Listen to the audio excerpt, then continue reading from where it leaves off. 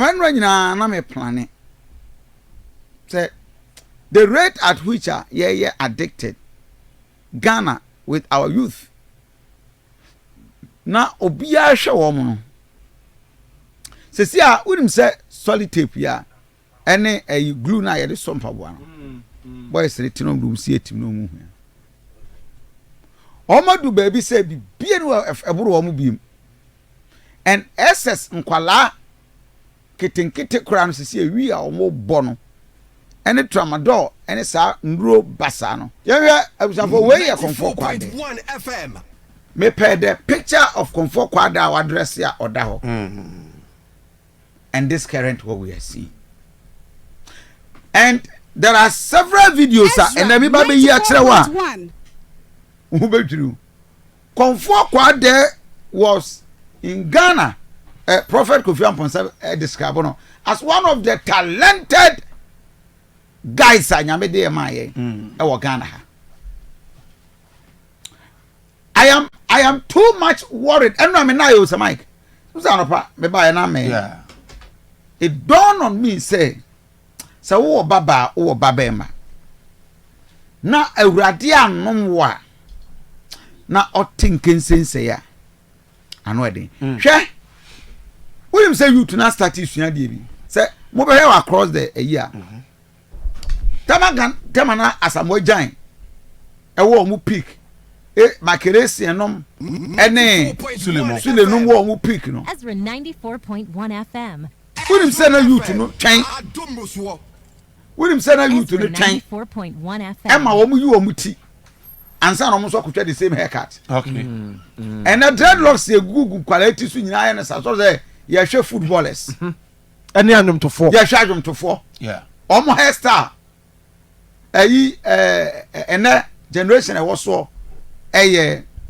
Shatawale num Stone Boy num and this boys Kimpaluta num Ghana foot omo ene kwa that time kwa na social media ni wo ene Ghana in foot mi hwe sa maburu ya unim say Stone Boy Yeah.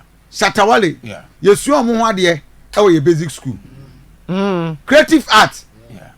Omu nyina. And so na boy sit me tena TV so. Okomfour Kwaadee ni. Oh, for. What here? And I'm talking about addiction. And akorani started back when yanka. Oh, me eruko jodi sa o. He afidie edu isrim. Prophet Kofi Amponsah. Pesa me ma busia foreign message. One ma churches se Kofi. Omo mfa na mra. Nya me be fa me so agem. Wow. Yes. I believe. I know Apostle Erade bet me use no. 94.1 Now, Ezra 94.1 FM Say Mike. Baby Odru the state. Ebi ana etimi fan toso ma manfo hu the state na wo Ezra mu na. 94.1 Baby Okomfour Kwaadee edru no. Eze de So now one common here dia. say there. No, say be a social media fence restrictions say what we intino. Facebook ne we intino ebia. Because we say maybe kwara say nika na say no kwara say awro ya na say de Okomfour Kwaadee aye now no. Sebi. Adum bonam ni kura no. Sebi better than Okomfour Kwaadee. Sebi better than Okomfour Kwaadee. And Sir Mike, me jehunhumudi. I am a spiritual person. Ye ewo ho. Obonsam efie betimi asel, ba de bi won wan to obo ase. De wo de starting kwalabere mu no obonsam ne sewa eso no be fa de asewo. And yan kwanta ko kwale. 94.1 Ye de sekan buru nkofo ema yakan anu atum. Ye hu pani bia wo kroma a wo sorry. Ni ye hu kwan ye be fa so a ye be deal with it. Sir Mike. And then we nin kwala I jo to mo nom tramo yi nyina no. On person mo so be high. Yeah. Big. If ya obi anka hwe Shatawale no tumi tra live Facebook page no mo shi wi.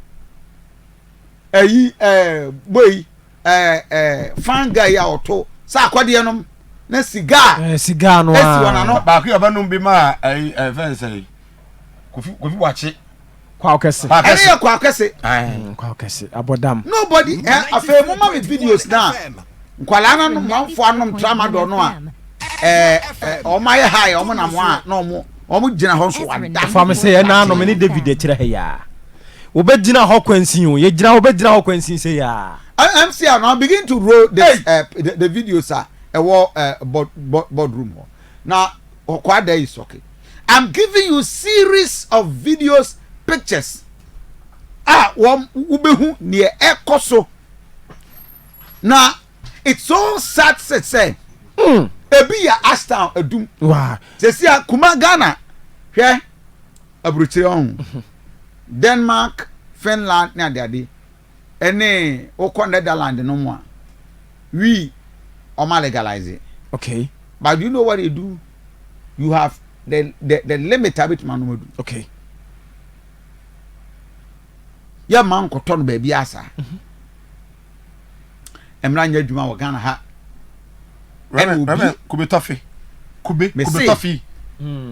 omo de wi na ye kube tofi de sa ofo totro na metini bia ni abre di kube tofi a nya no ma kube tofi mo share Facebook page o share TV anase wo de bra Facebook page he kwabrani o onwu yo o jina so ya wa ye ni wadanu no we say no fanboy oba say omuduru sa stage we nu ahun na dwene say odampa so ba bi o wadwen say wadampa so wadan ojina ho no ada we wo de ka abon a yeso akum nipa we wo de ka abon a yeso akum nipa Mr. wo de bra Facebook page Ezra Radio aduana ba Kofi Asante 94.1 it's so sad. Very, very, very pathetic. You to know. Mo we are here. I just for 1 minute we the video no. Now me will say ya about 10. Ada wo what? That wo jira ho. Oh he so. And we jina e wo mame e wo papa awon so ya wo. O start urade nyankopon. Abobo ya moto baba ma pawo we se be no ma me kwa wo no wu ya eneni na enyina na nka oda so tamu mi si so pa brantie bia me wo no wu ye we no ni so be ezi kwa brane timoto so ada timoto so no nom niama se ya o enti we so hia na owo wo sekan o hia na owo wo sekan a adu Ezra 94.1 Edio you to know and na ti kroma obi aka no atum ye nka wasem eni kusu na boys Ezra 94.1 I am worried. 94.1 94.1 Ezra Radio Facebook page we there 1 minute and pay 80 me pesa o send voice don't sujina hoye well this year pa na suma say ya o oba say okosia no say no na say wan pa na so mu a na ni emma no so ori he pada sani he we wow bema we say pa o wa o say na bema 10 gram bi amawo no mesra wo nua bi oba bi ana akora wo ankasa wutie me why addicted adam fumate ora wo JHS wo SHS obi a introduce you into addiction why ya pese uja wintimi nyai patro we dey wait me the voice to taba na I can promise you say together with the senior prophet Apostle Kofi Amponsah here we will do the prayers me so I will say me do akọ papa ho na ye wi a ye san so ama wo therapist Ezra 94.1 I'm free but who's the beginning of this year America ade bia started with the decisions of best stop it hwe for voice no to bra na opese we hear more why addicted saade we ho a 0531 455 105 send the voice note to bra